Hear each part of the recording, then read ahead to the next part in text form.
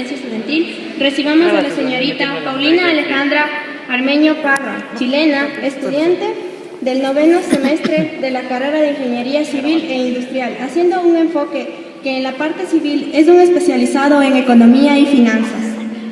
Estudiante de la Universidad de Viña del Mar. Ha tenido preparación preprofesional en una constructora como ingeniera a cargo, en la planta de colchones de producción Rosen, en donde desempeñaba el cargo de ingeniera de planta. Además, se desempeña como ponente estudiantil, siendo además participante activa del Congreso Latinoamericano de Ingenieros y Estudiantes de Ingeniería Industrial y Carreras Afines, CLAIM, organizado por el ALEF, que se realiza cada año internacionalmente. Con ustedes, la señorita Alejandra Armeño. Fuerte el aplauso. Fuerte el aplauso. Fuerte el aplauso para Chile, por favor, porque se siente el cariño de Ecuador y de Cotopaxi. ¡Viva Chile! Vamos a ver cómo nos va. Gracias. Muchas gracias. Buenas tardes al jurado calificador, autoridades, ingenieros y asistentes. Bueno, como ya mencionaron, yo vengo de Chile y la propuesta que yo traigo es un proyecto innovador, es un software que yo creé hace poco y es una base de datos multidimensional como sistema de información para la toma de decisiones dentro de una ciudad. La idea de este software es que se puede aplicar en cualquier ciudad sin importar el cambio de factores que hay en la ciudad. En este caso yo me voy a enfocar en Valparaíso, que es la ciudad donde yo vivo, o la ciudad hermana de donde yo vivo. Bueno, para que puedan entender un poco, voy a tratar de hacer un contexto de qué me llevó a tomar esta idea. Porque cuando uno quiere innovar es cuando ve la necesidad que surge por problemas frecuentes. Entonces les voy a contar los problemas que pasan en mi país, que fue lo que me llevó a tomar esta idea. Les voy a mostrar los desastres naturales que frecuentemente ocurren en Chile. Chile, como al igual que Ecuador, tiene muchos microclimas. Por eso que dependiendo de la región los desastres van variando. Las inundaciones son por exceso de lluvia, frecuentemente son en la zona sur de Chile, pero en el último tiempo, en los últimos 4 años, esto ha ido cambiando, ya que en la zona norte, donde generalmente es seco y se encuentra el desierto de Atacama, extrañamente ha comenzado a llover y a haber inundaciones, y la ciudad no está preparada para eso. Aluviones o avalanchas de barros. Por exceso de lluvia, en las ciudades que hay cerros, se acumula el barro y baja a la zona baja de la ciudad.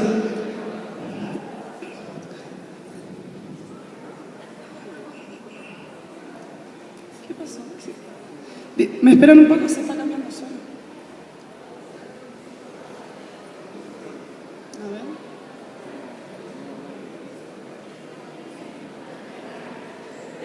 Ya, ahora sí, disculpen.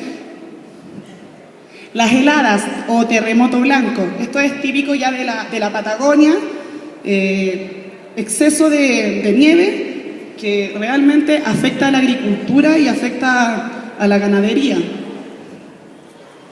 Incendios forestales que son muy comunes en la zona centro y en la zona norte. Es más, donde yo vivo, todos los veranos hay por lo menos un incendio forestal diario. Sequía. La sequía va por periodos y cuando afecta a la totalidad del país. Por ejemplo, cerca de Viña del Mar hay un embalse que se llama el embalse Los Aromos, que es para abastecer el consumo de agua. En la última sequía el embalse bajó en un 70%. Terremotos. Los más frecuentes en mi país, ya que mi país se encuentra situado sobre 2 placas, la placa de Nazca y la placa continental sudamericana. Y bueno, como todos saben, de cada 10 terremotos, 8 eligen a Chile, así que nos afectan bastante frecuente y muy fuerte. Les voy a mostrar más o menos la magnitud de estos desastres para que puedan hacerse una idea. En el caso de las precipitaciones, ahí tenemos las precipitaciones en la zona sur de modo mensual y de modo anual. Si pueden ver aquí que tengo marcado 2.826 milímetros de caída anual en Puerto Aysén, o sea, es bastante agua.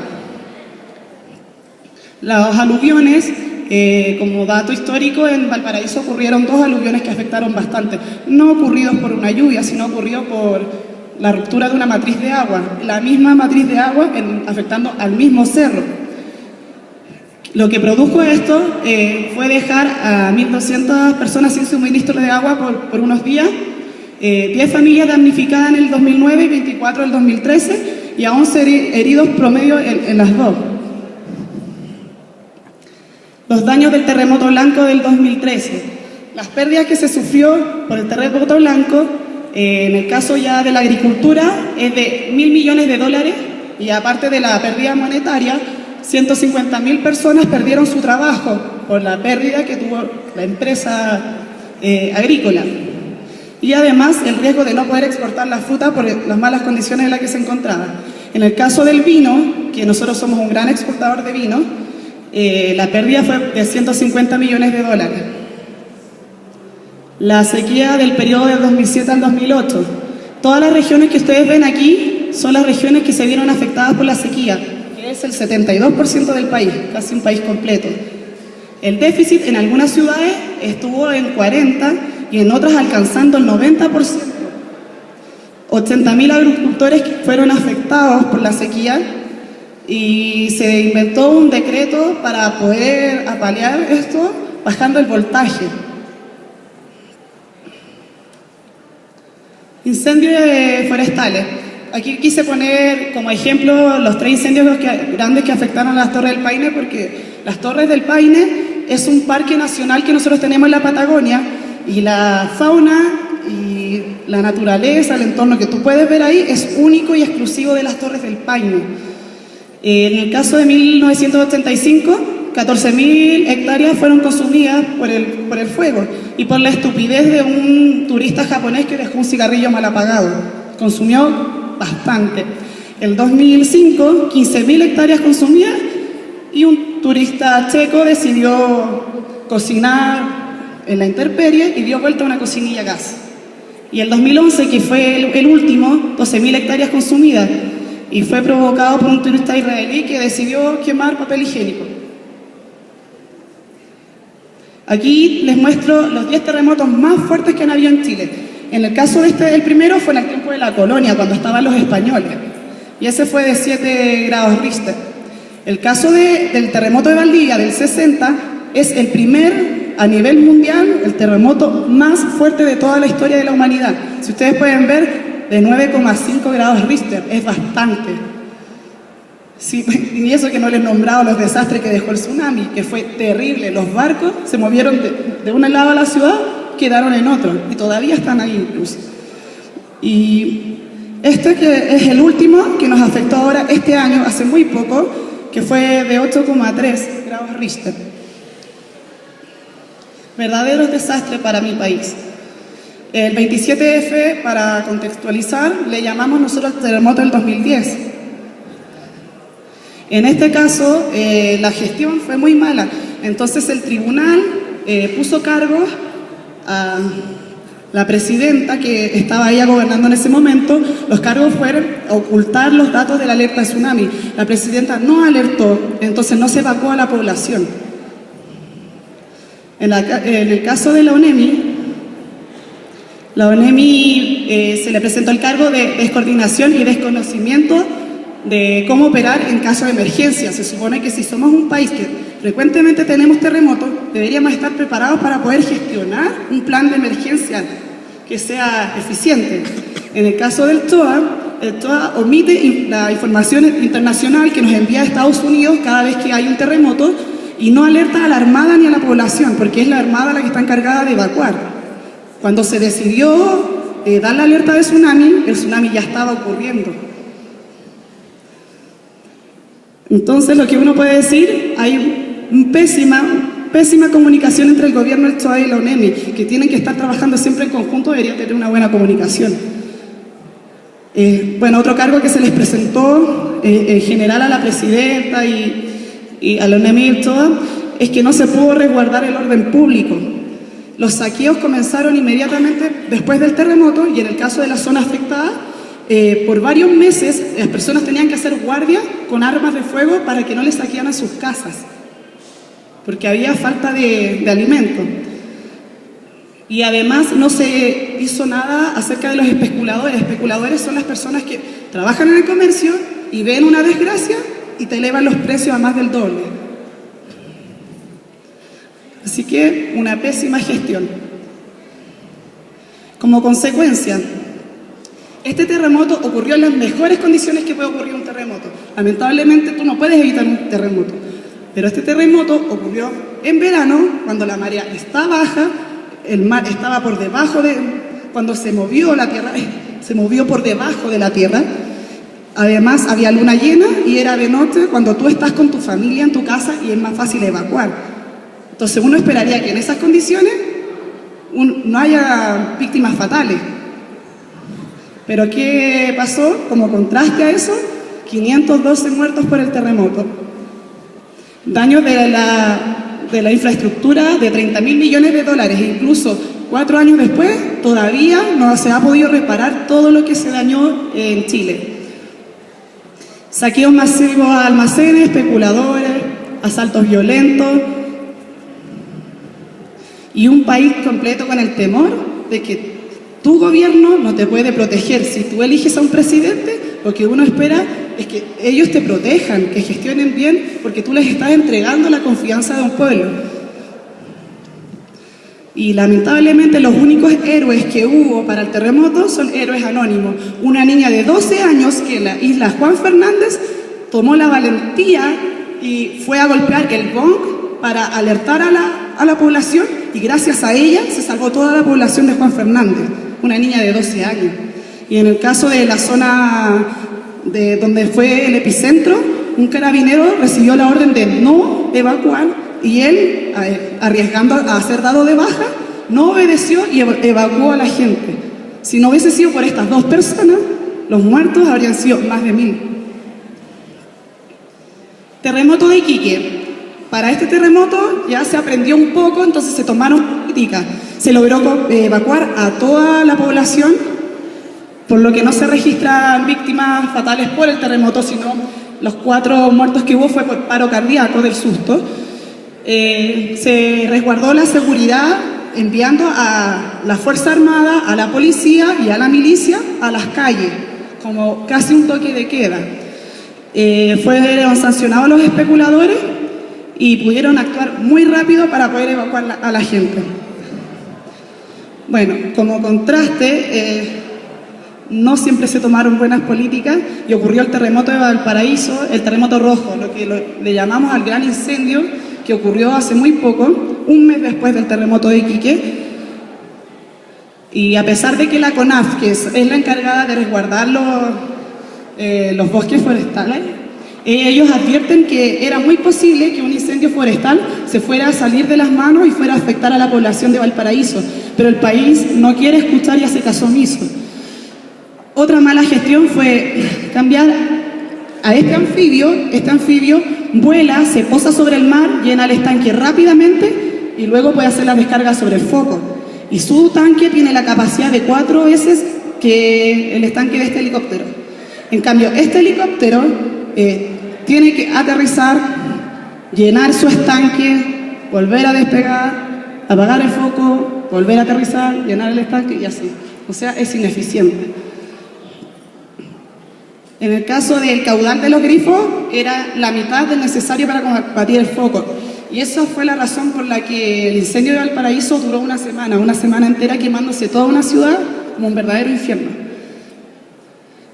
La zona alta de los cerros no posee vía de evacuación. Yo realicé un voluntariado para ir a remover escombros y me tocó ir a la zona alta, incluso yo caminando y con la policía ayudando, nos costaba demasiado llegar a la zona alta. Entonces mi país tiene buena evacuación para que tú subas al cerro a cierta parte para resguardarte un terremoto, pero no para que la gente del cerro baje en caso de que se esté quemando su casa.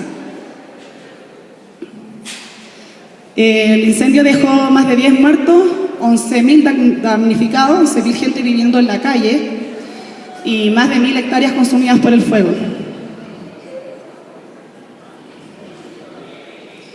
Bueno, como si esto fuera poco, el horror sigue, porque pasado este incendio nos han afectado 3 temporales, porque ahora nos encontramos en el periodo del fenómeno del Niño, Viña del Mar y Valparaíso reciben lluvias tan frecuentes y en un día llovió más de lo que llueve en todo un año. Entonces colapsó el sistema del colector de agua, lluvia, y todos esos escombros que se encontraban en los cerros formaron los aluviones que yo le contaba, que son las avalanchas. Los hogares de emergencia que construyó la presidenta eran medias aguas, que son casas de un solo ambiente de 1 por 1 y de madera. Con la primera lluvia, la gente prefirió salir de su casa porque se mojaba menos afuera que adentro y las casas quedaron desastrosas. ¿Qué puedo concluir yo con esto? Que mi país tiene una memoria a corto plazo, porque si se dan cuenta, el terremoto del 2010, del 27F, ocurrió después de 22 años. Por eso fue un desastre la gestión. Pero en cambio después fue el terremoto de Iquique 4 años después, y sí había una buena gestión, porque ahí sí se acuerdan de cómo funciona un terremoto. En el caso del incendio, es mala prevención que tienen, esperan a que ocurra un desastre para recién pensar qué políticas tomar, y no hay mitigación del daño. Se pudo haber evitado el incendio y los desastres por los temporales. Bueno, esta idea, todo esto me llevó a pensar un día en cómo podría yo mejorar esto. En la alcaldía de una ciudad, un alcalde tiene acceso a un plan regulador que es un mapa físico y lamentablemente posee la información, si es que la posee, de lo que pasó en la alcaldía anterior, o sea, de 4 años antes. Lo que pasó antes de esos 4 años no se maneja la información.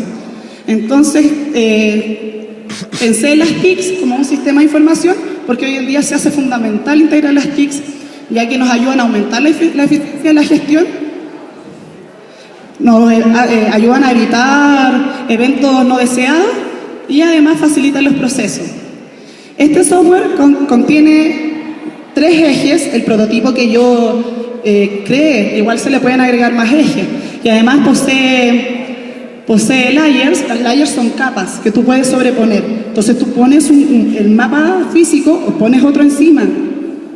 Entonces el primer mapa abarca una cantidad de años que es el gobierno que hay en ese momento y la siguiente, el gobierno siguiente. Entonces tú puedes ir jugando cómo ves, cómo se comporta la población o la idea del software también es marcar los eventos que suceden dentro de los mapas y puedes contrastarlos. Lo que contempla mi software es la parte geográfica de la ciudad, guardar los datos históricos, que son los eventos, y además el comportamiento de la población, cómo se desplaza la población, dónde se está centrando la clase baja, después como si crece, no crece, si se traslada, la zona comercial donde está, y esto aparte de servirle a una alcaldía, también le podría servir a un ingeniero industrial o a alguien que quisiera poner una empresa para ver dónde estratégicamente puede ubicar su empresa. El primer eje es el eje ambiental. Este abarca las inundaciones, aluviones, incendios forestales, terremotos y tsunami, que es lo que frecuentemente afecta a mi ciudad. Está abierto el software para que se agreguen otros desastres como huracanes o qué sé yo, otros eventos que pueden pasar en otra ciudad. Y además registra el número de víctimas y la cantidad de viviendas afectadas por un solo evento. Ahí hay como más o menos cómo se puede ver el eje, cómo se verían las capas. El otro eje es el eje de la población. Contempla dónde se encuentran las diferentes clases sociales, el sector comercial, el sector industrial y el sector universitario. Y registra el sector involucrado y además el número de pobladores que se concentran en este sector involucrado. Quiero volver un poquito atrás. Si ustedes se fijan, todo esto que se ve rosado es donde se concentra la clase baja de Valparaíso. Se dan cuenta que es bastante, una ciudad pobre en ese sentido. Yo puedo tomar este sector que marco y el software me permite sacarlo como relieve. Entonces, si yo quiero trabajar solamente con ese sector, yo lo puedo sacar como en 3 dimensiones para poder trabajar mejor con el sector. En el eje de la criminalidad, que es el último eje que propongo, contempla los asaltos, asesinatos, tráficos de drogas, alcoholismo y robo de vivienda, marcando dónde se concentran mayor estos eventos y el porcentaje de, por ejemplo, aquí concentro los asaltos y son el 90% de los asaltos. Ahí si se fijan, aquí hay un eje que es el de criminalidad. El que está aquí atrás es el eje ambiental. Este software te permite ver los tres ejes al mismo tiempo. Por favor, ¿puede reproducir? Aquí les voy a mostrar como ciertas vistas del software para que vean más o menos cómo funciona. Yo con el software puedo cambiar las vistas para tener otras perspectivas. También puedo seleccionar... disculpen. Play de nuevo, por favor. No, está funcionando. También puedo seleccionar 3 capas y trabajo solo con las 3 y las retiro a otro espacio físico. Entonces así no me estorban las otras capas. También puedo traslucir las capas. Yo al traslucirlas lo que hago es poder contrastar más fácil dónde coinciden los sectores marcados por los eventos. Ahí puedo ir cambiando de eje. Asimismo, como ustedes ven que se mueve, es como yo con el mouse puedo cambiar, ir jugando, ir tomando capas. Y como les comenté que yo puedo seleccionar capas, puedo tomar 3 capas de acá y moverlas hacia el otro eje para poder contrastar mi eje ambiental con mi eje poblacional, por ejemplo. Para poder sacar conclusiones de por qué, si la población se concentra acá, ocurre un evento en el ambiental. Uno puede ser la consecuencia de otro. Y ahí tengo la vista de los 3 ejes funcionando al mismo tiempo. Como conclusión, este software nos ayuda para discriminar, se puede discriminar los datos a analizar, por ende yo puedo trabajar de distintas formas según lo que yo quiera conseguir. En realidad todo va a depender de lo que yo estoy tratando de investigar. Puedo contrastar las capas y al contrastar los layers, yo puedo también sacar conclusiones de por qué en reiterados años quizás ocurre el mismo evento o por qué se desplazó el evento hacia otro cerro. Y genialmente se puede comparar los ejes al trasladar las capas seleccionadas hacia otro eje y yo puedo mezclar esta información para ver si lo que pasa en un eje es factor para que ocurra en el mismo sector otro evento de otro eje.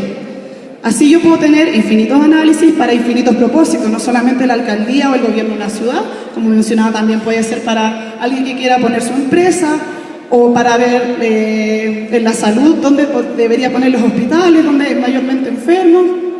Se puede usar para muchas cosas. Muchas gracias por su atención. ¡Bravo! A continuación, ¿alguna pregunta, algo que no quedó claro? Hacemos un espacio también para una ronda de preguntas. ¿Preguntas tú, pregunto yo? A los señores miembros del jurado, no sé si tienen alguna pregunta o alguien de los compañeros que haya estado muy atento y por favor damos paso a la ronda de preguntas. ¿Nadie quiere preguntar de verdad? Por favor, si le ayudan con el micrófono.